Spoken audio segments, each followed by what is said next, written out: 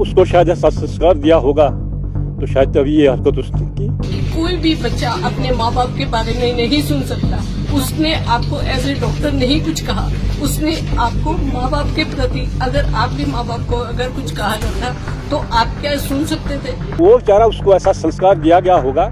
मैंने सुना है कि राघव नाम है उसका, पर राघव नाम के तो उसके अंदर संस्कार ही नहीं है कि राघव की परिभाषा क्या होती है। और अर्जुन सिंह के पिताजी को भी कहना चाहती हूँ कि आप बच्चों को बच्चे बनने का वो मौका दो, ना कि उनको इतना हाइपर करो कि बच्चा किसी भी तरह ऐसे काम करे।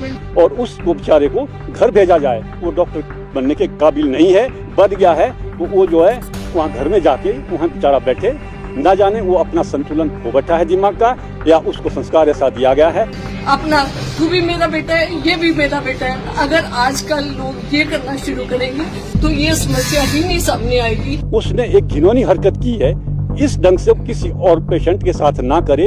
आज भी ये कहा जा रहा है कि मेरा बेटा बाहर निकले तो हम उसका इलाज करेंगे।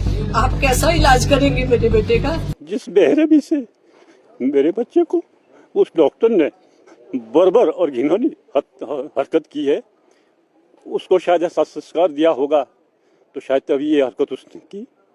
मैं मीडिया बंधुओं का और माननीय विधायक महोदय, सर्वदल के लोग, यहाँ पर चौपाल के जितने भी लोग हैं, चुकपुई, चेता, नेरवा, और माननीय स्वास्थ्य मंत्री महोदय से भी मिले, हमें आश्वासन दिया कि भाई हम इसमें सख्त से सख्त कार्रवाई अमल में लाएंगे।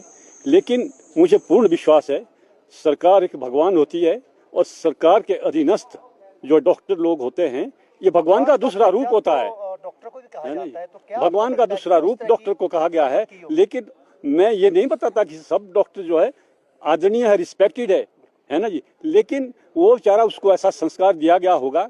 मैंने सुना है कि राघव नाम है उसका, पर राघव नाम के तो उसके अंदर संस्कार ही नहीं है कि राघव की परिभाषा क्या होती है। तो मैं यही कहूँगा कि भाई जिस ढंग से उसने एक घिनौनी हरकत की है, इस ढंग से किसी और पेशेंट के साथ ना करे, उसको बेचारे को यहाँ से भेज दिया जाए और घर में बैठा दिया जाए। वो कहीं काबिल नहीं है, इस काबिल डॉक्टर के ये लक्षण नहीं है। डॉक्टर तो एक भगवान का दूसरा रूप है।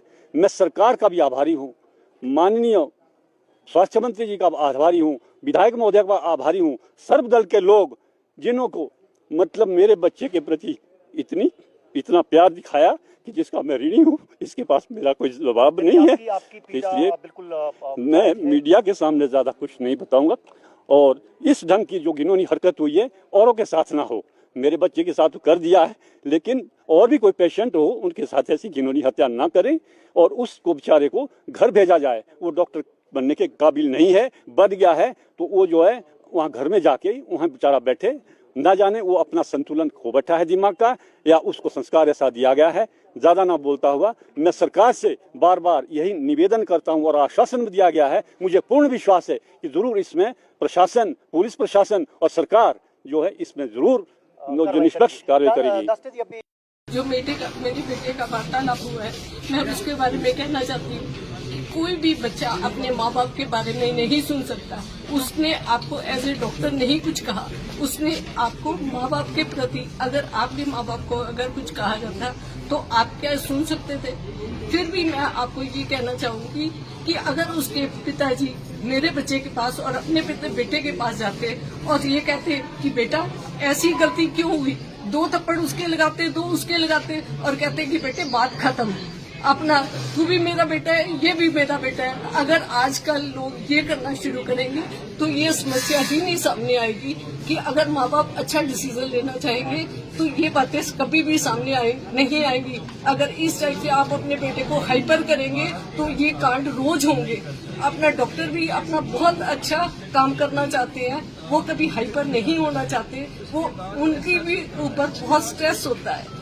पर मैं आपको हेल्थ मिनिस्टर जी को भी कहना चाहती हूँ कि आपने बगैर सुने, सब कुछ सुने बगैर आपने मेरे बेटे को गुंडा कहा और उसको कहा कि सरकारी सेवाएं देने लायक नहीं है। क्या अगर ये इंसिडेंट ना होता तो मेरा बेटा सरकारी सेवाएं देने लायक था? क्या आपने इसकी जांच की? आपने ये जांच किए बगैर मेरे बेटे को दोषी करार दे दिया और उसको टर्मिनेट कर दिया। ये निर्णय मेरे को बिल्कुल भी बर्दाश्त से बाहर है। मैं आपसे हाथ जोड़कर विनती करती हूँ कि इसकी निष्पक्ष जांच होनी चाहिए और अर्जुन सिंह के पिताजी को भी कहना चाहती हूँ कि आप बच्चों को बच्चे बनने का वो मौका दो, ना कि उनको इतना हाइपर करो कि बच्चा किसी भी तरह ऐसे ऐसे काम करे।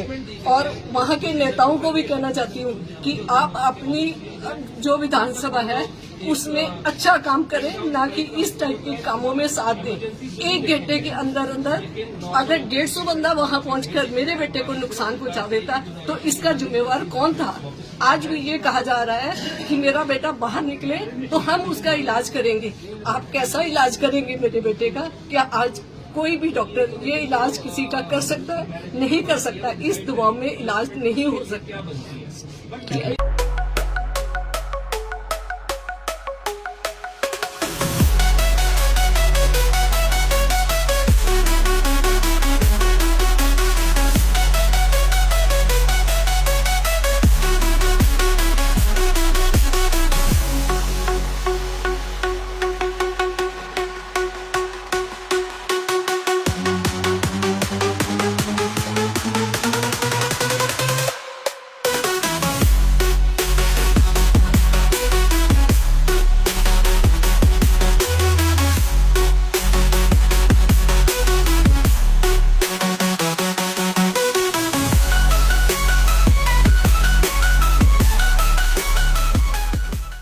त्योहार की इस सुहानी सीजन में गोयल मोटर्स नेटवर्क की सोलन और शिमला स्थित नेक्सा शोरूम में पाई इंडिया की सबसे पसंदीदा गाड़ियों पर खास ऑफर। इग्निस, बिलेनो, फ्रॉन्स, जिमनी और ग्रैंड विटारा जैसी शानदार गाड़ियों को खरीदने का साल का सबसे बेहतर वक्त। नेक्सा का खास ब्लैक एडिशन उपलब्ध है।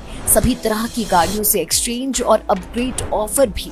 तो देर किस बात की, आज ही सोलन या शिमला में गोयल मोटर्स के नेक्सा शोरूम में पधारे और पाएं कार खरीदारी का एक कभी ना भूलने वाला सुखद अनुभव।